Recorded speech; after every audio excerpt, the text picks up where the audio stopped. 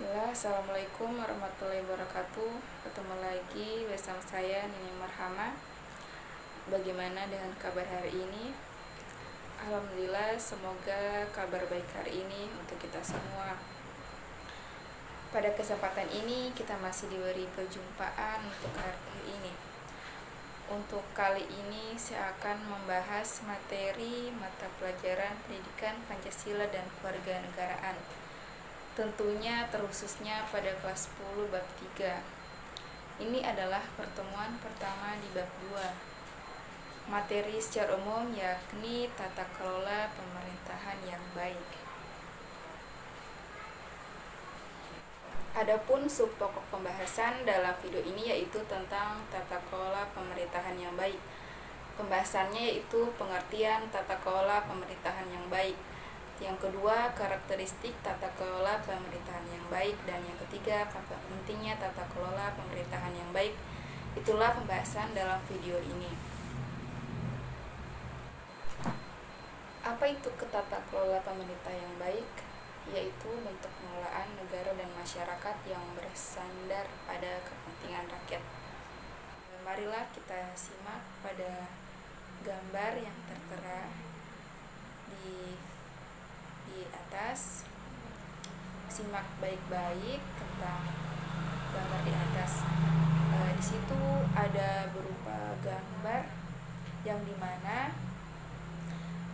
ada beberapa anggota-anggota DPR yang bekerja sama dengan baik. Jadi itulah, amati gambar-gambar yang tertera. Langsung saja, ini pengertian dari tata kelola pemerintah yang baik.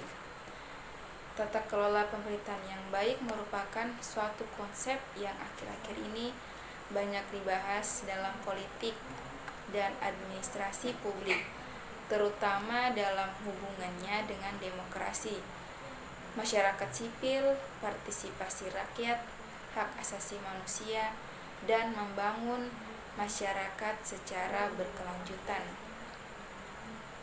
Di sini juga ada berupa tata kelola pemerintahan yang baik menurut World Bank atau Good Governance, yakni suatu penyelenggaraan manajemen pembangunan yang solid dan bertanggung jawab yang sejalan dengan prinsip demokrasi dengan pasar yang efisien, penghindaran salah alokasi dan investasi, dan pencegahan korupsi baik secara politik maupun administratif, menjalankan disiplin anggaran, serta penciptaan legal and political framework bagi tumbuhnya aktivitas usaha.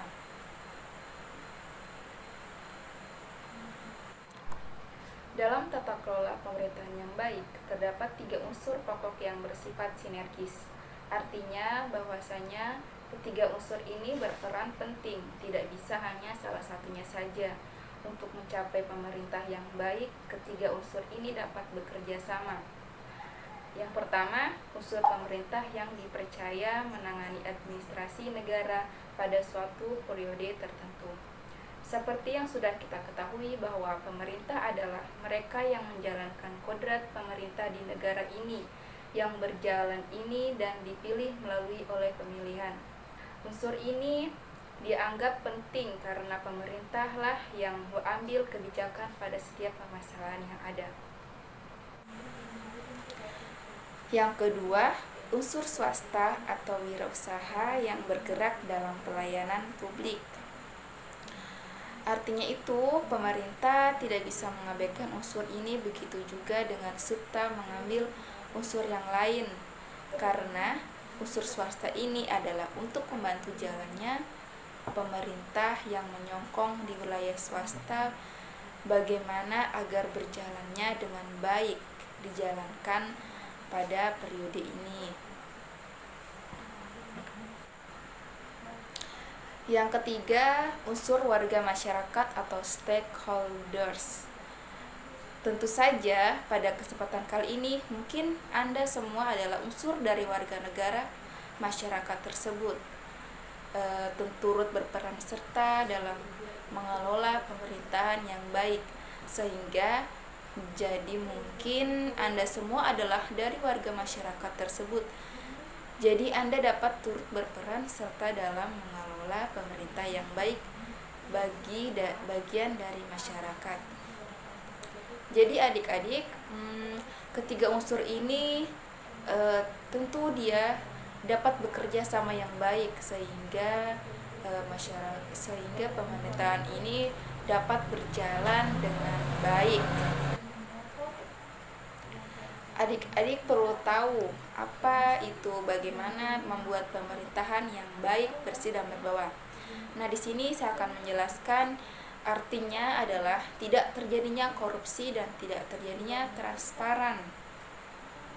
Pemerintah yang bersih ini tidak terbatas pada pemerintah, tapi juga pada non-pemerintah.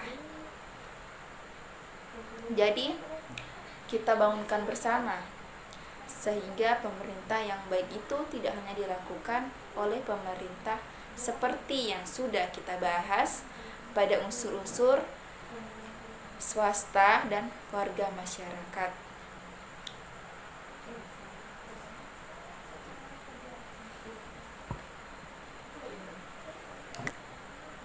Selanjutnya, pemerintahan yang baik, bersih, dan berwibawa akan tercapai manakala selain ketiga unsur yang sudah kita jelaskan tadi dilakukan dengan secara efektif, efisien, jujur, transparan, dan bertanggung jawab.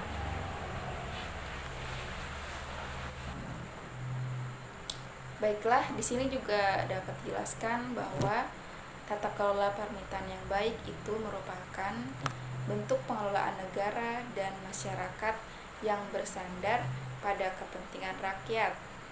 Pemerintah dan masyarakat duduk bersama untuk membicarakan masalah-masalah yang dihadapi bersama dan sekaligus merencanakan bersama tentang suatu yang hendak dilakukan dan dikerjakan di masa mendatang. Di sini juga terdapat beberapa ciri karakteristik tata kelola pemerintahan yang baik, yakni pertama, terwujudnya interaksi yang baik. Yang kedua, komunikasi. Yang ketiga, proses penguatan diri sendiri. Keempat, keseimbangan kekuatan. Dan yang kelima, independensi. Perlu adik-adik tahu dalam perkembangan selanjutnya, tata pemerintahan yang baik berkaitan dengan struktur pemerintahan, mencakup hal-hal sebagai berikut. Pertama, hubungan antara pemerintah dan pasar. Misalnya, pemerintah mengendalikan harga-harga sembako agar sesuai dengan harga pasar. Kedua, hubungan antara pemerintah dan rakyat. Misalnya, pemerintah memberikan pelayanan dan perlindungan bagi rakyat. Ketiga, hubungan antara pemerintah dan organisasi kemasyarakatan. Misalnya, pemerintah memberikan kesempatan kepada organisasi kemasyarakatan untuk berpartisipasi dengan baik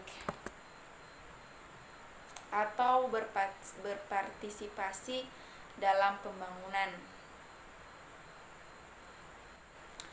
Keempat, hubungan antara pejabat-pejabat yang dipilih atau politisi dan pejabat-pejabat yang diangkat atau pejabat birokrat. Misalnya, mengadakan pertemuan atau rembuk antar tokoh masyarakat atau pejabat birokrat atau politisi.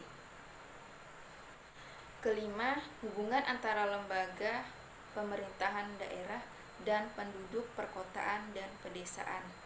Misalnya, memberikan izin bertempat tinggal pada penduduk pedesaan yang bekerja di perkotaan.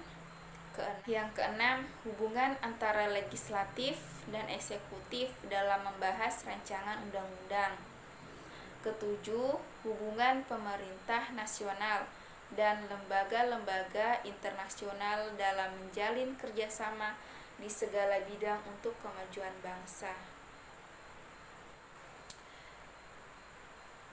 Baiklah, seperti yang sudah kita jelaskan dalam beberapa 7 hubungan tata kelola pemerintahan yang baik, tentu saja ketujuh ini bekerja sama antara pemerintah Indonesia dengan lembaga internasional lainnya, misalnya WHO. Baiklah, selanjutnya untuk mengimplementasikan tata kelola pemerintahan yang baik diperlukan beberapa persyaratan sebagai berikut. Pertama, mewujudkan efisiensi dalam manajemen pada sektor publik. Kedua, terwujudnya akuntabilitas publik. Ketiga, tersedianya perangkat hukum. Keempat, adanya sistem informasi. Kelima, adanya transparansi dalam perbuatan kebijakan dan implementasinya. Selanjutnya ya adik-adik, salah satu wujud tata pemerintahan yang baik yaitu adanya citra pemerintahan yang demokratis. Pemerintahan yang demokratis ini merupakan landasan terciptanya tata pemerintahan yang baik. Pemerintahan yang demokratis menjalankan tata pemerintahan secara terbuka terhadap kritik dan kontrol dari rakyat.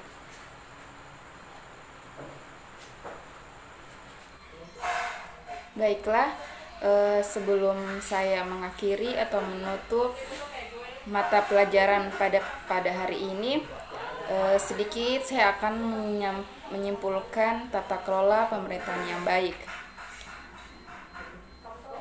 Baiklah, kesimpulan dari tata kelola pemerintahan yang baik merupakan bentuk pengelolaan negara dan masyarakat yang bersandar pada kepentingan rakyat. Pemerintah dan masyarakat duduk bersama untuk membicarakan masalah-masalah yang dihadapi bersama dan sekaligus merencanakan bersama tentang sesuatu yang hendak dilakukan dan dikerjakan di masa mendatang. Tentunya lain itu suatu konsep yang akhir-akhir ini banyak dibahas dalam ilmu politik dan administrasi publik, terutama dalam hubungan dengan demokrasi, masyarakat sipil, partisipasi rakyat, dan lain-lain.